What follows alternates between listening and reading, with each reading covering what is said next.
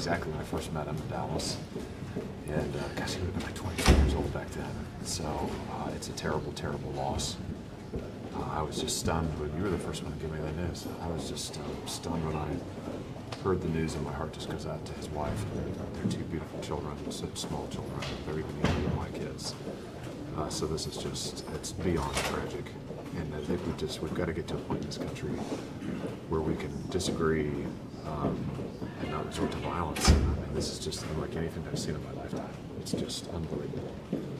People can go to rallies without fear of getting shot. I mean, Charlie's not even running for office. I mean, he's just a guy, private citizen out there, a unique private citizen, obviously incredibly effective. But my gosh, you can't go to a college campus and not be shot. There's something really, really wrong here.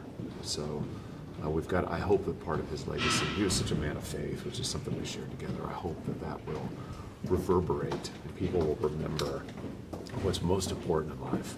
Politics is not most important in life. It just isn't. And I hope that part of his legacy here will be a wake-up call to that. As a public official, does this make you less likely to do events outside or travel in public spaces like that? Are you concerned? No, it doesn't. I think part of that is that you can't give in to the violence. I mean, you just can't, if we all retreat into our private spaces and close our doors and stay behind our locked doors and windows and gates. I mean, we need the opposite of that. We need to be able to come together, and even when we disagree. Yeah, that's what Charlie was doing yesterday. That's what's so sad about this, is he was sitting there debating openly. I think the sign over his poster, or the poster over his head was "Prove me wrong," and he was just, which he always, this is how he did. He was so cheerful. So that's a sign of what we should be doing. He's doing it out in public, out in the open in an amphitheater. That's exactly what we should be doing. So no, this will not deter me from doing what I always do, and I hope that other people will take up his mantle on both sides, left and right. But I just want to underscore how people realize that we may have deep disagreements on politics, although I frankly don't think the country is nearly as divided as we're told all the time. But politics is not the most important thing in life. It is not.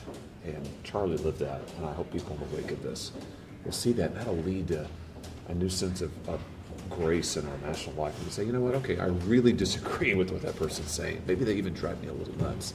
But you know what? There's more important things than that. I'm going to show them a measure of grace, even forgiveness, and that's what's going to unite us as a nation. That's what we need. Yeah. In his statement last night, President Trump made very specific comments about left-wing political violence. Yeah. We've heard some Republicans on the House floor blaming Democrats for what happened yesterday.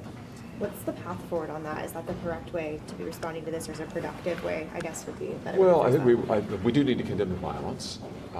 There's no gainsaying the fact that we've had 3 major assassination attempts, or in Charlie's case, successful in the last year and a half, and they have been all against conservative political figures. But listen, I just think at the end of the day, we've got to say it was Lincoln who said there should be no appeal in a republic from ballots to bullets. And we got a lot of people right now in the country who think an appeal to bullets is a good thing. And we cannot go on like that. Our country will not survive like that. So I think we need to hear that from both sides of the aisle, that we can disagree even vehemently. But we got to remember what we love together as Americans. We love a lot more things together than we disagree on. We really do. It's what unites us as a country. And our faith in our family is part of that. And Charlie lived that. And I hope that I hope this weekend, people go home and think about, man, what do I really love? I love my wife, I love my husband, I love my kids, I love my neighborhood. I bet all of your fellow Americans love all those things too. We got to remember what we love together. We have to. Does Congress have a role to play at all to sort of kind of bring down this temperature at all? Or, Yeah, sure. We've seen political violence.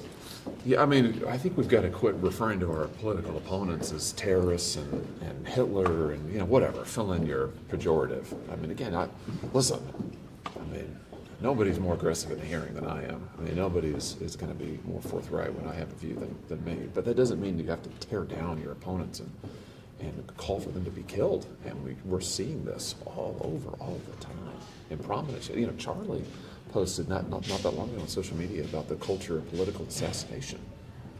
How horrifically ironic that he then would become a leading example of that. A culture of assassination. That is accurate. This has just got to stop. It's got to stop. So I think we do need to condemn violence forthrightly wherever we see it. And, you know, listen, we also, for the people who commit these crimes, we've got to be relentless about this, you know, and we've got to raise the penalties for people who commit crimes of violence, who use weapons in crimes of violence. I mean, we just have to. We need to send a message on the back end that if you do this or attempt to do it, you're going to go away to prison forever. I'm a supporter of the death penalty in cases where it's warranted. But, you know, that's after the fact. Before the fact, we've got to together decide that, you know, hey, what, let's be able to, you know what, let's come together and be able to go out to a college amphitheater and have a discussion and all go home and, you know, say afterwards, like, hey, that was a great debate, you know. We may have our differences, but my gosh, politics is not the most important thing in life. Yesterday, you voted with Democrats to not table